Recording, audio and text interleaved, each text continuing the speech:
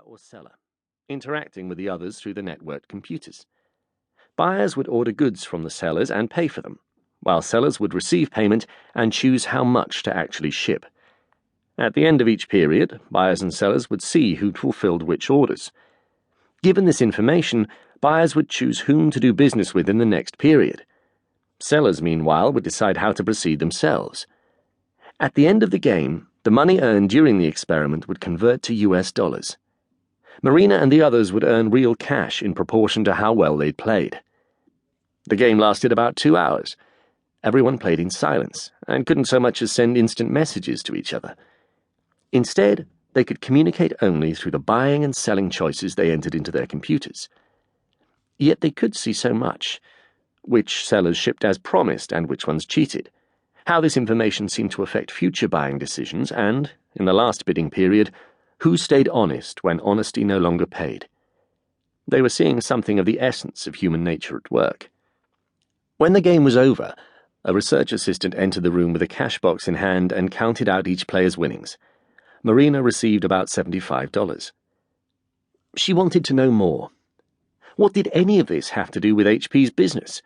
What she'd known about HP Labs was what most people in Silicon Valley knew: that its research led to the development of inkjet printing, one of the company's most profitable offerings.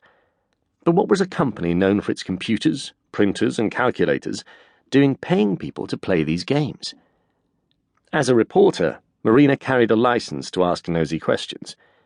When she approached the man who'd run the experiment, he handed her his card. Kay-Yut Chen, Principal Scientist, Decision Technology Department. Kay-Yut, it turned out, wasn't just running that day's experiment. He had started the whole lab, right after finishing his PhD in economics at Caltech. Not only that, HP's lab was the first ever experimental economics laboratory inside a corporation. That made Kay-Yut one of a kind. He'd been featured in Newsweek, and Marina went on to write about his work in Scientific American and Portfolio.com. Learning from mistakes the easy way.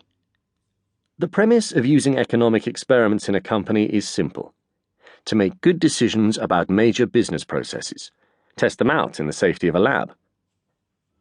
Without such testing, an HP marketing manager told Marina, you could waste millions of dollars implementing a program that isn't good. Indeed, that's what would have happened had the manager not asked Kay-Yut to test the idea of rewarding retailers for being among the top 3 in sales of HP products. On the surface, some healthy competition between the likes of Walmart, Best Buy, and the many other HP vendors seems intuitively appealing. In fact, winner-take-all sales contests are popular in many other industries. But Kay-Yut's experiments, like the buyer-seller game Marina tried, had shown that this incentive would backfire in 2 ways.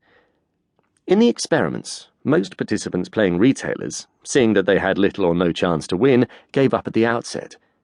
The sure winners, on the other hand, had no incentive to do any better, since they were likely to get the bonus anyway. Because of these test results, HP scrapped the idea, keeping their existing incentive program, which simply rewarded retailers according to how much business they brought in place. This wasn't just because the new program had fared poorly in the lab.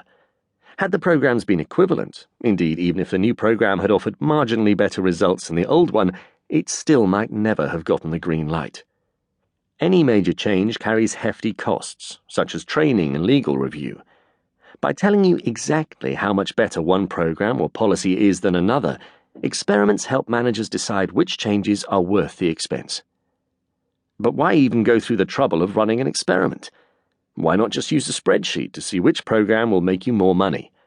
Managers do this all the time. For example, to compare 2 incentive programs, a manager might set up a formula to calculate total revenues based on each program, and plug in guesstimates for the relevant variables. The manager might assume, for example, that a winner-take-all program will boost revenues among the top 3 performers by 5%, and then have the spreadsheet calculate total revenues and ultimate profits. And if the assumptions are right, then the spreadsheet will give the right answer, much as a mortgage calculator will correctly tell you which of 2 mortgages will cost you less over the life of a loan. But what if your assumptions are wrong, and your guesstimate is off? What if the program doesn't boost revenues by even 1%? Then the spreadsheet won't work. By the immutable law of garbage in,